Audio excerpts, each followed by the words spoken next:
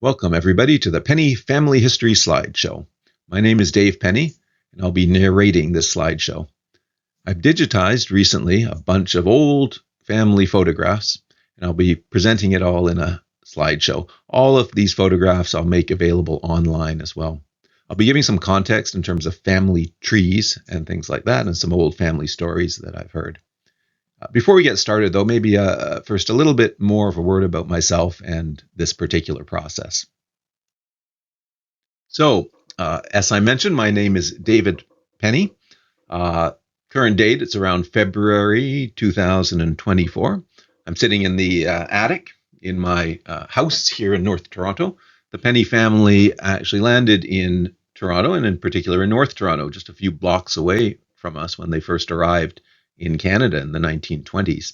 So we haven't moved too far away from where we landed initially. So I'll get my face off of this soon and narrate more from behind the scenes, so you won't have to look at me the whole time. But I thought it would be nice to just meet anyways. I'm recently retired. I was born in 1962, so that makes me about 61, going on 62 this year. And as one does, when one reaches this age, one gets interested in family history a little bit and kicks oneself that you didn't do it a little earlier when people were still alive, so you could ask questions of them. But I'll do the best I can to recount our family history. Fortunately, my dad, right around my age, I think he was right around, I guess it was in 1994 when he was 63, and fairly recently retired, and then retired from his consultancy job after his main job. He took an interest in the family photos as well and the family history, and he wrote down and recorded what he knew in a chronology, and he left that for us, thankfully, which was hugely helpful, of course. He wrote the Penny Family Chronicles, compiled by Douglas Allen Penny. And you can see he's got a bunch of dates and when various people were born and died and got married and things like that along the way. He assembled a family tree for a kind of a who's who. I've taken this and I've loaded it into Ancestry.ca, and it's publicly available, and so I'll send you links to that as well. And I've considerably expanded on that tree. I have access to more information sources via Ancestry.ca, various censuses and records of birth and death, so I can do a bit more of an accurate job and actually correct some of the misconceptions that my dad actually had, believe it or not. My dad inherited a bunch of photographs from his mom and dad, Phyllis and Alan Penny, when they passed on. So he had a giant box of them. I think the box is back there. That's the box over there, and it's filled with photographs in things like envelopes like this. This is my dad who arranged all the photographs into various categories. These ones were ones he reckoned were taken at 214 Cranbrook Avenue, which was one of his childhood homes. If you look inside, it's filled with old photographs like this one. There's my dad at his microscope when he was in high school, I think. He was a bit of a science nerd. And these photographs were likely taken, I think, by Uncle Mal, who's essentially kind of like an older brother to my dad, but it's a little more complicated than that, which I'll get into. Because he was kind of the photography bug in the family and the technical guy in the family as well. So I think he took a lot of these photographs. And fortunately, my grandmother had a habit of going to the backs of the photographs and writing on them the dates and who the people are and what the occasion was on certain occasions. Not for all the photographs, but for many of the key ones, which is greatly invaluable to me. And plus, my dad also augmented that, and he added some more annotations as well. My dad took all this information and selected some of the best family photographs and put it into this old album here. You can see he assembled the album together and typed out some annotations to attach to each of the various photographs, and covers the from as early as he knows about, as early as we have photographs, up to essentially when we acquired the cottage on Leonard Lake. That was the approximate time range of that album. So this is a selection of some of the best photographs that he found. So I took that album and I scanned it in. I scanned in every page individually and I'll just make those available. Those are going to be up in the cloud. I'll send you all emails in the Penny family about where you can access that. But I also took those photographs and a few more photographs that were good as well, and for which I likely knew who the people were and what the date was approximately. And I scanned those as well. Then I brought them into Photoshop and I enhanced them. The scanner is 600 DPI, which is pretty good. And then in Photoshop, I can remove the dusts and the scratches and apply some newfangled, in 2024, neural filters that use various neural net technology to enhance old photographs. So they do really quite a marvelous job, quite a weird job in some cases, but for the most part, a marvelous job. And if it does too weird a job, I discard it and do it more manually instead. But I'll put all of those photographs and the documents and everything up in the cloud as well. And that cloud will be there for as long as I'm alive, as long as my credit card keeps working and paying for the storage, I guess. But I'll send you links, and you should definitely download those and make your own copies in your own clouds as well, in case those were to ever disappear, so that we can continue having that sort of legacy. Anyways, so I'm going to be going through, as I said, the photographs. I'll be going through the family tree as well. I'll be doing screenshots of Ancestry.ca and screen caps there, and navigating us through the tree so you know who's who. Maybe returning back to that every now and then to remind you when we're looking at new photographs of new people, of who's who. Be recounting some of the old family stories that I heard from my dad. And really, I wish, at this age, I wish I had asked more questions when I was younger about this stuff, because now I'm sorry I didn't. I wish I would have gone and recorded the answers to those questions as well. But I figured I can't do anything about the past, but I can do something about the future. So I'm going to leave this record into the future for future pennies and for all of you guys. So I can't guarantee everything is correct, but I'll try to point out where I know things more certainly and where I know things less certainly as well. So I'm excited to get into it. I think we'll start with a family photo that has a lot of the current generation on it, and the recently deceased up this generation on it as well. And I'll just let you know who everybody is on that photograph, and you'll probably identify yourselves or your mom and dad in that photograph as well.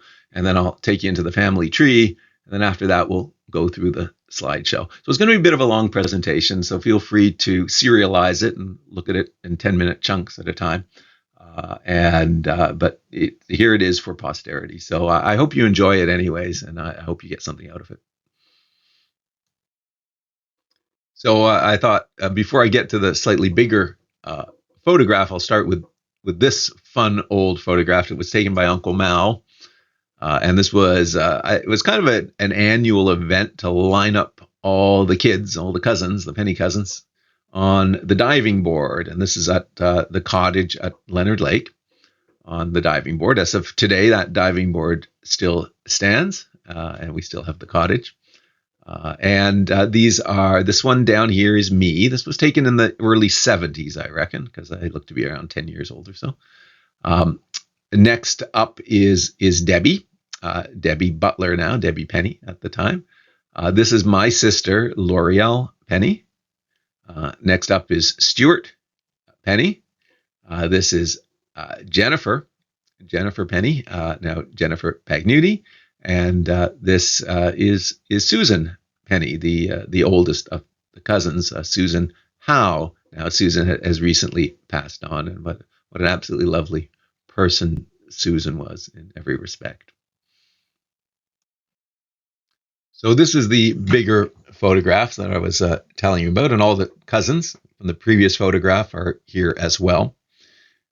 This was on the occasion of the 60th wedding anniversary of my grandfather and grandmother. This is Alan Bruce Penny and Phyllis Penny, maiden name of Watts or Garbett, which is complicated, and I'll explain that in due course. But they were married in 1929. So this is therefore 1989. This photo was taken, and it was taken in my dad and mom's in my childhood home at 80 Glencairn Avenue. Again, not very close to us here in North Toronto, very close to where the family initially landed as well. So this is Nana and Papa, as we knew them, and they had two kids, Douglas and Wayne. Doug was the older child, and Wayne was somewhat younger. Doug married Marianne, and that's my mom. So Marianne was an immigrant from Hungary, very exotic, just right after World War II. They arrived in Canada. And they together had two children, myself, this is me, David, and L'Oreal. I married Kathleen Taylor, and together we had our first son, Douglas, who's about 1 year old here. Second son, Brian, had not arrived yet. L'Oreal was married to Giorgio Ilacqua at the time, and together they had a child named Julia, but Julia has not yet shown up on the scene. She hasn't been born yet. So David and L'Oreal, these two, that one's me, and we're the children of Doug and Marianne, and Doug is the child of Nana and Papa, Alan Penny and Phyllis Penny. The younger son of Alan and Phyllis is Wayne here, and Wayne married Cindy Scrimmager, and they had 4 children together. The eldest is Susan over here, and Susan married Sean Howe, and together they had their 3 boys who are down here. So this is Orion and Colin and Jeffrey. And the second child of Wayne and Cindy is Jennifer. And Jennifer married Lou Pagnuti.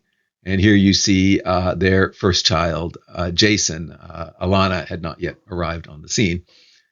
The third child of Wayne is Stuart Penny. And Stuart married Lisa Manojlovic. And together they have their son, Daniel. They had recently had their son, Daniel. And then the fourth child was Debbie, who married Gordon Butler.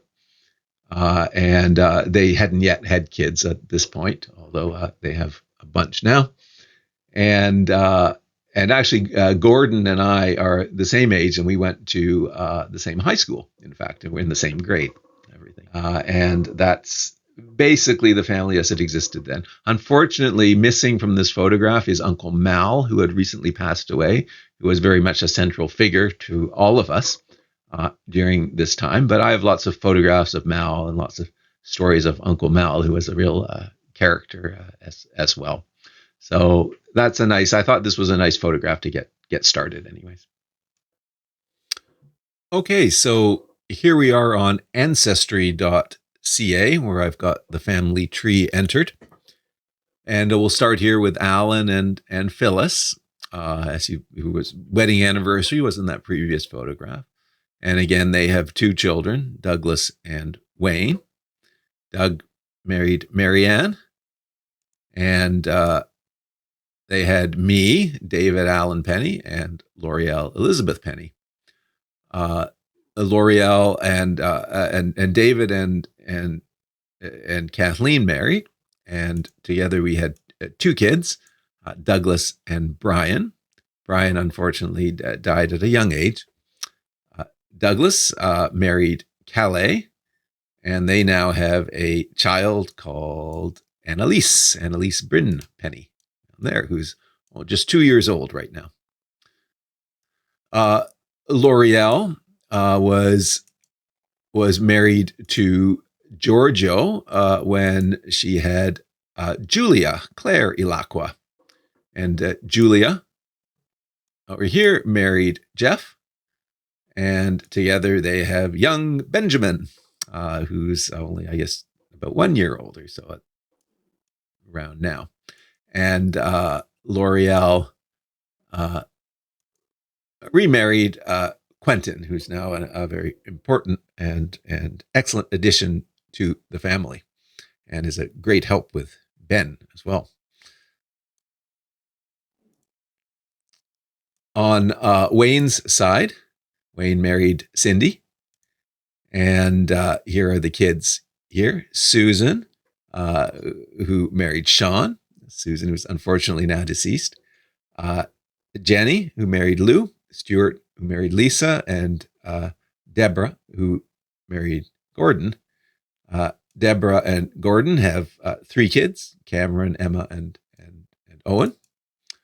Stuart and Lisa have 1 child, Daniel. Lou and Jenny have Jason and Alana, who are both married, and they both have kids now as well. And as I mentioned, Susan and Sean have 3 children, Ryan, Colin, and Jeffrey.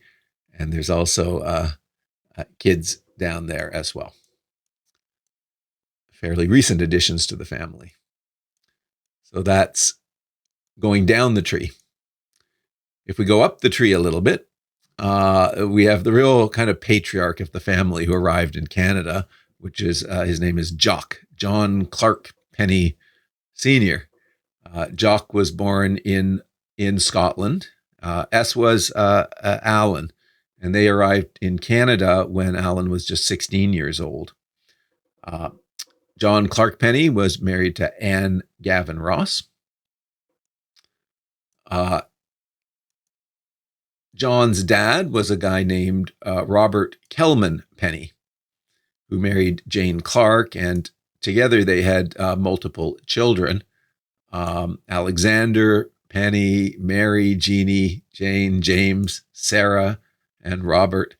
I'm not 100% sure of all of this. I picked this up from other family trees, and in fact, I have a relative who's also called David Penny, who's a 3rd cousin, who's related to Alexander. I think go down from Alexander down to Ernest and down to Derek, down to David, who is my 3rd cousin, actually. So that's kind of fun. And he this branch of the family went to Newcastle, actually, and this branch of the family went to Toronto, Canada, Newcastle in England. The family lore had it that the name of John Clark's father was different, was John Penny. That does not seem to be accurate based on the information I have. And the lore was that this John Penny here was a whaler who was originally born in Newcastle and moved to Aberdeen to become a whaler, to join the whaling trade. That was the family lore, and that's what's written into the book that my dad, the caption associated with this photo. In fact, that's not correct. We have records. We have records from John Clark Penny, who signed it himself on his immigration form, that his father's name is Robert Kelman Penny, and he gave his father's address and occupation and things like that as well on the immigration papers. It was definitely Robert Kelman Penny. And my 3rd cousin, David Penny, also identifies this Robert K. Penny as being in the family. And he identifies John Clark Penny as well. And so we agree on this. And he has a photo of Robert Kelman Penny that is this person exactly by the same token. So I'm quite sure about this, that exists. I'm not entirely sure on all of John's siblings. I know Alexander is one. We do have a photograph of this guy named Robert K. Penny, who I'll get into. And this, again, I learned from the other David Penny about who he was. And there's some family lore about that fella as well. But I'm not sure about all the others. I can't independently verify it. I got it off of other family trees, as I said. Robert was the son of James, and this whole family were in Scotland, in Aberdeenshire. And I'll get into more about Aberdeenshire soon. So this whole Alan was born in Aberdeenshire in Scotland, as was John Clark Penny Sr., as was Robert K. Penny, as was James Penny. These were all farm laborers. Robert and John, and initially Alan, were farm laborers. There was a lot of agriculture in Aberdeen. James actually owned a farm. He owned quite a number of acres, and he had his sons help to build that out. And again, I'm not 100% sure on these siblings of Robert K. But the reason Robert Kelman Penny is his middle name is Kelman is his mother was Sarah Kelman. So I'm pretty sure of this lineage. Anyways, from John to Robert to James being the farm owner.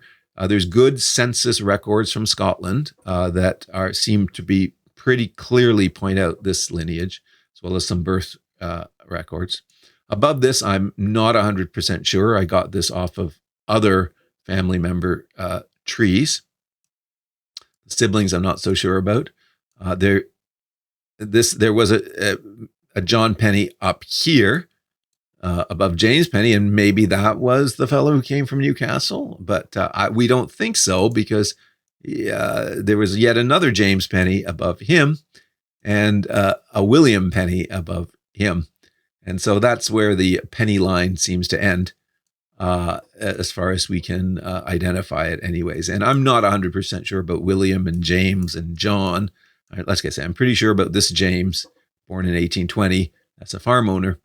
And Robert Kelman and John Clark Penny Sr. Now, Alan had a bunch of siblings. So John and Anne, and I'm very sure of this, had multiple children. This one is Uncle Jim and Jack. Those were their kind of nicknames. Jim and Jack were in World War I. And this John, this named Jack, died at approximately the age that he's shown here in that photograph in World War I in France. James, Uncle Jim, was also in the war, and he injured his eye in the war. And he married a woman named Winnie in the Caribbean, actually, in the British West Indies. In Trinidad, I think, and he lived to a fairly ripe old age, and that was Uncle Jim. This is Uncle Alec, and Uncle Alec married Elizabeth Watts, who's a half sister to Phyllis. So two brothers married two sisters, anyways. And they had the only other child outside of Alan's children, who are Doug and Wayne, little Bobby, Robert John, who, as you can see, died very young. He apparently was an epileptic, and he died from asphyxiation in his bed when he was, I guess, only 12 years old, 12 years old. So that's too bad. And this is Aunt Bessie. And finally, there was the other sibling of Alan was Annie, who died also quite young, as you can see, only 25 years old from an illness. And Annie had Uncle Mal. So Uncle Mal was Annie's son by an unknown father, was reputed to have been a Canadian soldier from the Winnipeg area. And they had Mal out of wedlock. And it's one of the reasons the family went to Canada, apparently, was to maybe seek out the father, which they were not successful in doing. However, Annie did remarry a guy named Bob, last name uncertain. But we definitely know there was a Bob who was married to Anne, who wasn't Mal's dad. But as when Annie died, Bob left, and and Malcolm was essentially adopted by John and Anne, by Alan's father. So he kind of became a brother, a younger brother, say 16-year younger brother than to Alan. And he lived with Alan, and so he was essentially, because he was between generations, he was kind of like an older brother to Douglas and Wayne. Wayne's name is actually Philip. It's Philip Wayne Penny, but material. So that's how Uncle Mel fits into the picture, anyways. If I just refocus a little bit, the tree on my grandmother. My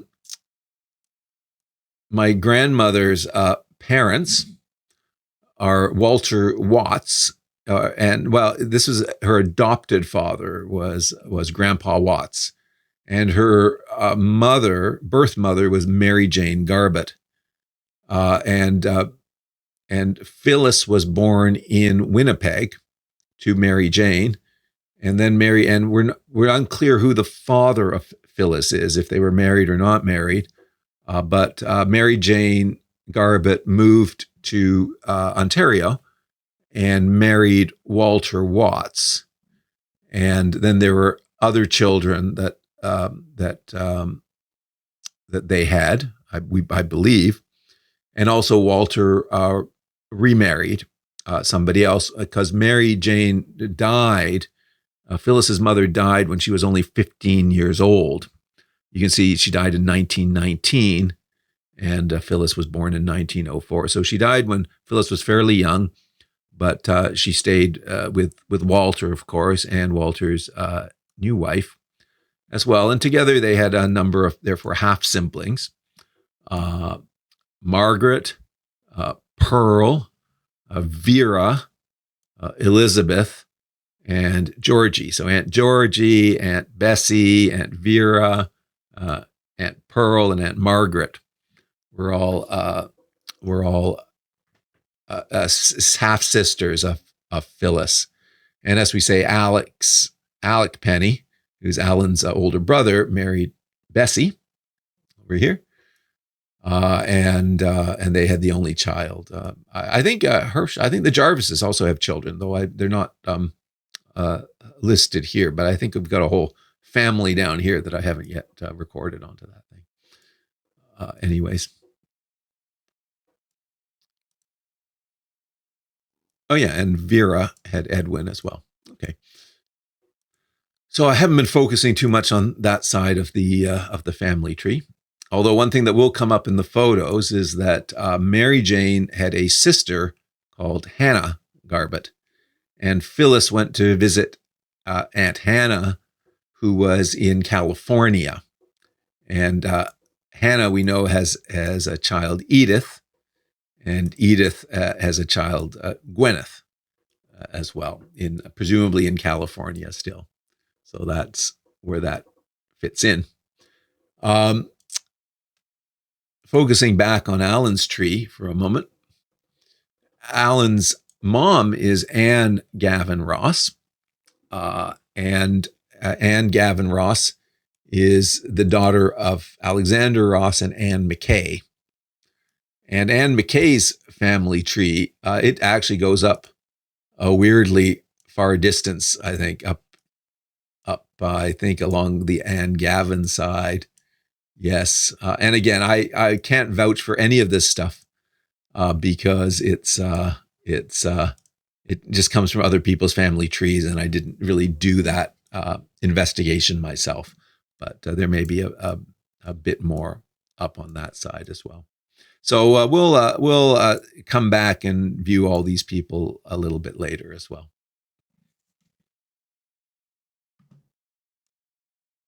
Okay, first get into a little geography. Where is Scotland? Here's a map of the world. Toronto is over here. Scotland is this part of the United Kingdom of England, Scotland, and Wales, with Ireland off to the side. here we are diving in more to the UK, and Scotland is this kind of, here's the line around here. Edinburgh and Glasgow are in Scotland, and our family comes from this region up here. So just diving in there, here again is Glasgow and Edinburgh, and this is Aberdeen, and Aberdeenshire is this area over here, and this is the Highlands of Scotland over here, and this is considered a lowland area from the point of view of clans, but this is actually called the Highlands in terms of Scotch whiskey, which I'll get back to when we have a toast. I put on Google Maps various points of interest. This is where the family either were born or died or lived in their lives. So it's all concentrated around Aberdeen and in Aberdeenshire. Here's a map of the clans of Scotland. There is no Clan Penny, so I don't know where the name comes from. I don't know what clan we were more associated with. I guess Keith, Leslie, Forbes, who knows? But anyways, this is the Highland boundary as far as clans are considered, and this is the lowlands of Scotland as far as clans are considered.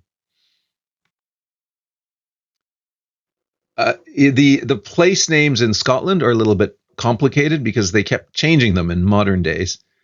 These were the counties, or also called shires. Shires were a region that a sheriff administered the law on behalf of the king, was in a shire. Equivalent name is counties. And these evolved from the Middle Ages until around 1975. So you can see Aberdeenshire is long and skinny here, and Banffshire next to it over here. This is the same division. It's still Aberdeenshire is in blue over here, and but there's a further division into districts, and the districts here: the district of Deer, the district of Ellen, and the district around Aberdeen as well, the district of Deeside.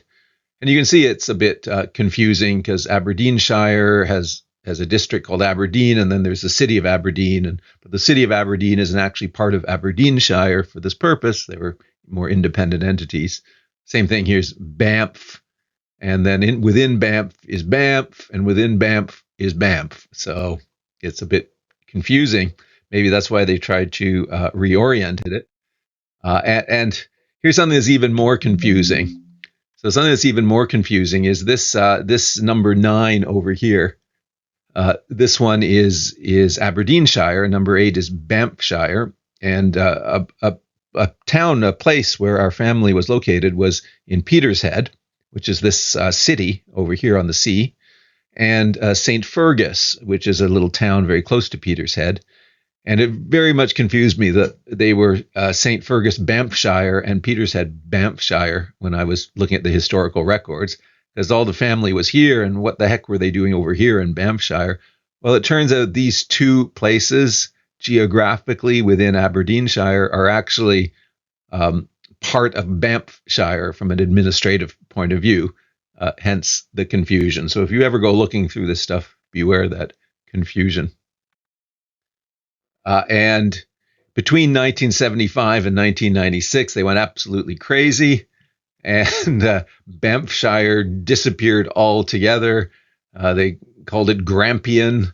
They moved Banff over here into the top right corner, Kincardine, Deeside. Sometimes you see some of those names. That's a bit crazy. But they came to their senses after 1996, sort of. And they created these modern-day council areas where Aberdeenshire is big. And these are more divided out by population rather than anything else. So this is now the modern Aberdeenshire. And again, Aberdeen is not part strictly of Aberdeenshire. Everyone loves Scotland because of the whiskies. This is a map of the whiskey regions. So the Highland whiskey regions, there's the North Highlands and the East Highlands here, the lowland whiskies from here, but all the best whiskies come from this region in here called Speyside. But in terms of here's a map of the actual highlands and lowlands, and you see that there's a lot of lowlands in the in the whiskey highlands, and there's lowlands in the highlands, and there's some pretty highlands over here in the lowlands of Scotland. So it doesn't really make a lot of sense, but that's okay. Here's a whiskey map, a nice interactive online whiskey map where there's Aberdeen here. So nothing that close, as I say, to in Aberdeenshire, but over here in Speyside, which was historically more in the Banff area, are all the best distilleries, including my personal favorite, which is the Macallan over here, a Speyside single malt. But you can see others like the Knockandoo is another favorite of mine in terms of whiskey. There's Glenmorangie over up there, things like that. So you can probably see your favorite whiskey on the slide. Right. Well, since we're on the topic of Scotch whiskies, I brought one up. Why don't we pause? You can pause the video. Go get your own favorite drink, ideally a Scotch whiskey. This is the Macallan, nice 18-year-old, a very special drink. There's two broad classifications of whiskeys. The more smoky ones, which when you drink it, it tastes like smoke. There's literally smoke in it. And the more smooth ones, the sherry cask ones. So this one was double distilled in sherry oak casks that had sherry inside of them at some point. So it makes it very, very smooth. Now, inside the cask, the alcohol content is about 60% or even higher than 60%. And they water it down before bottling it because 60% is ridiculous. And so there's this little secret to enjoying whiskey is you can mix it with water. Now, real purists say, oh, no more than one drop of water. You know they already dumped a whole lot of water into the whiskey before they bottled it, right? You know that, right? Anyways, so I take a nice measure, put it in my glass. This glass is called a Glencairn. It's made for tasting Scotch whiskey. Yeah, that's pretty strong. Pretty strong. I mean, if you're used to it, and I am, it's good. But you know what's really nice, and especially if you're new to Scotch, take an equal amount of water and dilute it down. I know, what a thing to do to an 18-year-old. No, they already put a ton of water into this to begin with. And now give it a try. Trust me on this. Oh, that's good. All that character is there.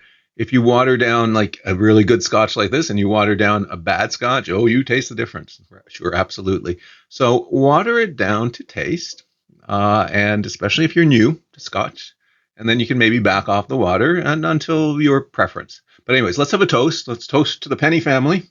Penny family history. A toast to the Penny family slideshow, to successful execution of that. Cheers.